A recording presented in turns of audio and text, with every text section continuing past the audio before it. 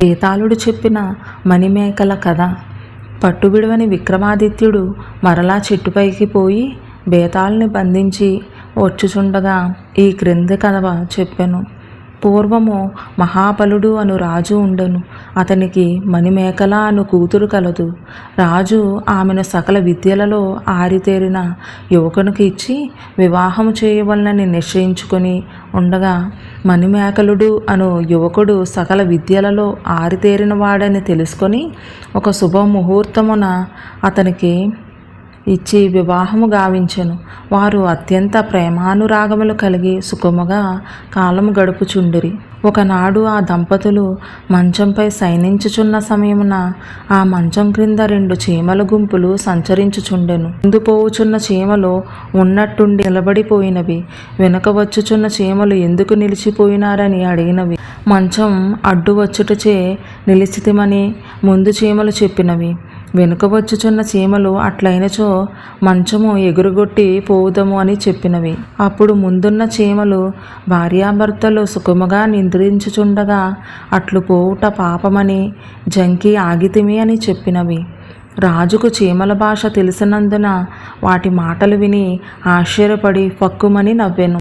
భర్త అట్లు నవ్వుటకు కారణమేమో తెలియక మణిమేకల, నాదా మీరు ఎందుకు నవ్వినారు అని అడిగాను. దంపతులిద్దరూ మాట్లాడుకొనుట విని చీమలు బిగ్గరగా, ఓ రాజా, మేము మాట్లాడుకున్న మాటలు ఎవరితోనైనా చెప్పిన ఎడల తలపగిలి చత్తువు అని చీమల భాషలో చెప్పినవి. ఆ మాటలు విని రాజు తీవ్రమైన విచారంలో మునిగిపోయెను. మణిమేకల, నా ప్రశ్నకు బదులు చెప్పక మౌనము వహించితిరేమి? నాపై మీకు ప్రేమ లేదు కాబోలు. ఇట్టి దాంపత్యం ఎవరికి సుఖమగును? మీరు ఎందుకు నవ్వినారో నిజం చెప్పకున్నా విషము త్రాగి ప్రాణము విడిచెదను అని కోపంగా చెప్పెను. రాజు తన భార్యకు సంతోషం కలిగించవలనను తలంపుతో చితిని ఏర్పరచుకొని దానిపై పరుండి భార్యను చేరబిలిచి చీమలు చెప్పుకున్న మాటలు తెలుపబోయెను. అప్పుడు అతనికి ఒక ఆడమేక ఒక మగమేక కనబడెను. పోతు పెంటితో కలువబోయెను. పెంటి అందుకు ఇష్టపడక, నీకు నాపై ప్రేమయున్నచో ఆ బావియందు వేలాడుచున్న మెత్తని పచ్చికని తెచ్చి ఇమ్ము, పిమ్మట నిన్ను కలియుదును అని చెప్పెను. పోతు ఆ పెంటి మాటలు విని మిగుల వ్యధ పొంది, ఓసి, నీ ఆడబుద్ధి చూపించితివి. నీకై నేనా పచ్చిక తెచ్చుటకు పోయి వంగినచో కాలు జారి నూతులో పడి ప్రాణములో పోగొట్టుకొనుట తథ్యము. పిమ్మట ఎవరితో చేరుదును? నీవు ఎవరితో చేరుదువు? ప్రమాదము కలిగించు నీ స్నేహము ఉన్నను లేకున్నను ఒక్కటే.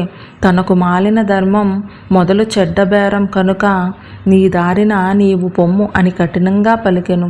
చితిపైనున్న రాజు మృగభాష తెలిసి ఉన్న వాడొకటచే ఆ మేకల సంభాషణ విని చితి నుండి గబాలున పైకి లేచి పట్టణమునకు పోయి మరి ఒక కన్యను వివాహమాడి సుఖముగా ఉండెను. వింటివి కదా రాజా, ఇందెవరి బుద్ధి ఎక్కువ అని బేతాళుడు అడిగెను.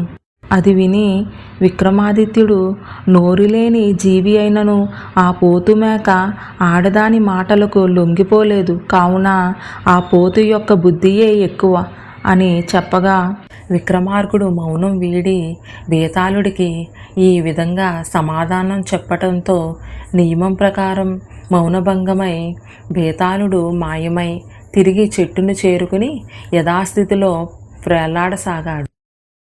ఇలాంటి మరెన్నో వీడియోస్ కోసం లైక్ చేయండి, సబ్స్క్రైబ్ చేయండి, బెల్ ఐకాన్ ప్రెస్ చేసి ఆల్ నోటిఫికేషన్స్ సెలెక్ట్ చేస్తే నేను పెట్టే వీడియోస్ వెంటనే మీ ఫోన్లోకి వస్తాయి.